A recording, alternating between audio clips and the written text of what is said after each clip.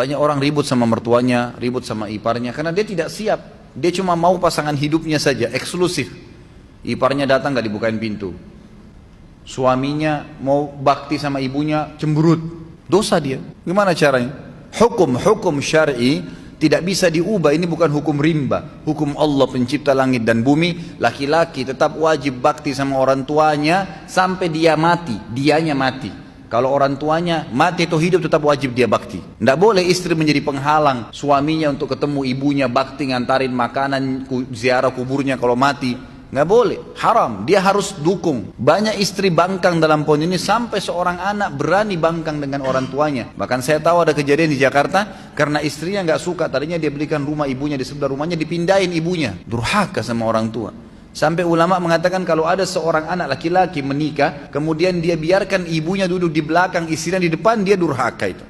Ak itu namanya, durhaka. Kecuali ibunya yang minta, tidak boleh. Dan ini wanita harus paham nih, nggak bisa. Kalau wanita seperti ini diceraikan, halal dalam agama Islam. Dia menjadi penyebab si anak putus dengan orang tuanya, halal diceraikan, nggak boleh. Lain kalau perempuan yang memang menikah suaminya nomor satu. Sama Anda juga sebagai laki-laki. Tahu perempuan ini pada saat menikah dia punya orang tua, dia punya anak, dia punya saudara, kita punya ipar, harus bisa datang ke rumah, bertemu. Ustadz, mertua saya cerewet, nggak apa-apa. Cobaan, enaknya hidup nggak mau ada cobaan, gimana caranya? Harus ada cobaannya. Ada orang dicoba di pasangan hidupnya, di mertuanya, di iparnya, di anaknya, di tetangganya, banyak. Harus ada cobaan. Kalau nggak ada cobaan, hidup kita datar terus, nggak ada seninya kehidupan ini. Nggak ada seninya, dan manusia nanti tidak akan keluar. Potensi seseorang akan keluar kalau cobaan ada. Kita akan muncul ide-ide untuk mencari jalan keluar pada saat kapan? Cobaan ada. Bayangkan kalau hidup kita datar terus nggak ada cobaannya. Nggak bakal keluar potensi kita. Allah SWT datangkan cobaan itu untuk mengorek, mengeluarkan potensi yang ada. Hadapin, pecahkan. Pahala sabar didapatkan kapan? Pada saat cobaan datang. Kalau cobaan tidak ada, gimana bisa?